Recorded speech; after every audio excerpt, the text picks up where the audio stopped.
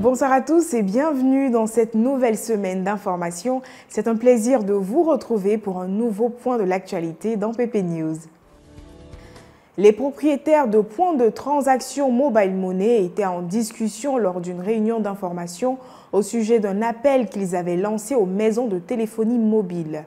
En effet, le 16 avril dernier, le syndicat national des propriétaires des points de vente mobile money de Côte d'Ivoire appelait à la mobilisation des PDV en raison de leur pourcentage qui avait été revu à la baisse. Un mot d'ordre de grève censé prendre effet le 23 mai a été suspendu pour l'instant après discussion avec le ministre de l'Emploi et de la Protection sociale. Actuellement là, tous les clients consommateurs des services mobile money retiennent leur souffle.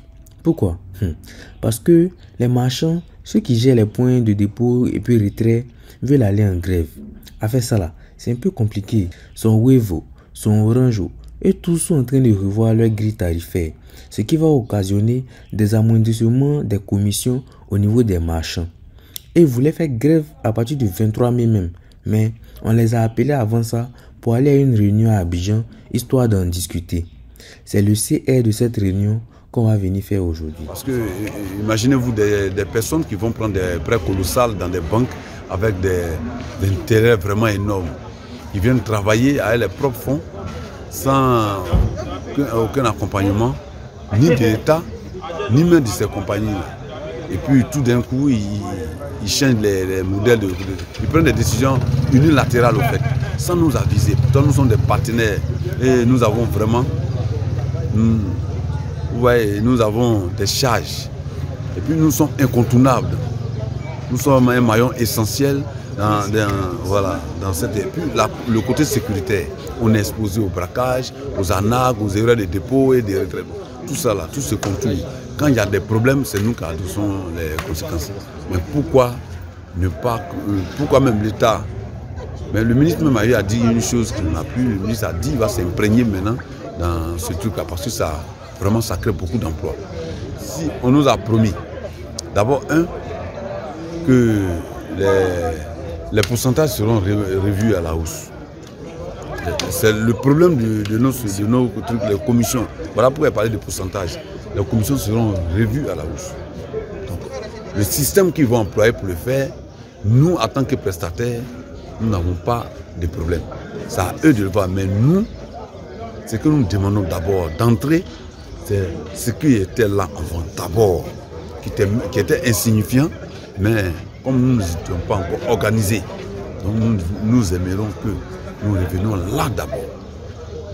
Ce que le ministre nous a dit, si ce n'est pas ça, ils vont lui proposer, même si c'est autre chose, si ce n'est pas ce que nous voulons, le minimum qui était là avant, si ce n'est pas ça, le mot d'ordre, en tout cas, la mobilisation sera toujours détail. L'hypnose, ça existe vraiment? Cette question a suscité de l'engouement à l'occasion du spectacle qu'a donné Ado Pharaon, l'hypnotiseur d'origine ivoirienne. C'était à l'Institut français Ciseaux Plateau, libanais en grande majorité, ivoiriens, optimistes et pessimistes, sont venus expérimenter l'hypnose, la première fois pour certains et comme à l'accoutumée pour d'autres par contre. Robert Vilma pour un reportage. Ils sont plusieurs à être venus tester cette nouvelle expérience, l'hypnose. Les participants s'empressent de regagner leur siège. Écoutons cette spectatrice. J'ai entendu parler de l'événement par le biais d'un ami. Oui, en effet. C'est ma première fois de participer à... Qu'est-ce que vous redoutez? D'être hypnotisée. J'ai pas envie de me retrouver dans un état bizarre. Et si on me choisit, je vais pas refuser.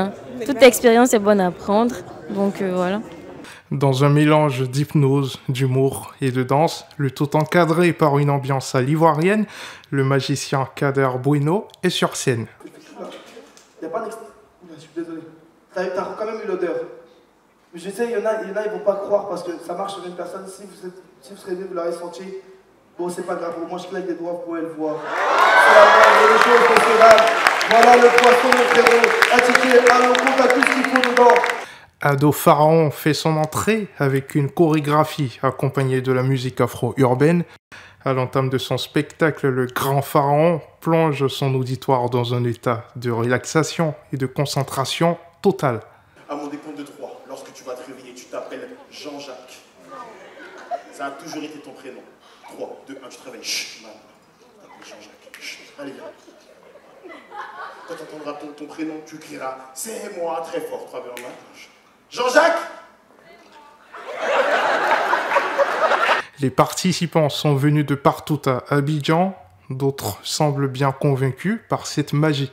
C'est ma première fois de participer à un événement de ce genre-là, donc c'était vraiment extraordinaire. Il faut dire que je ne croyais pas vraiment à ce genre de choses, donc l'hypnose, la magie, mais j'ai pu voir de mes propres yeux et franchement, j'ai été un peu plus épaté que ce à quoi je m'attendais. Donc franchement, c'était exceptionnel.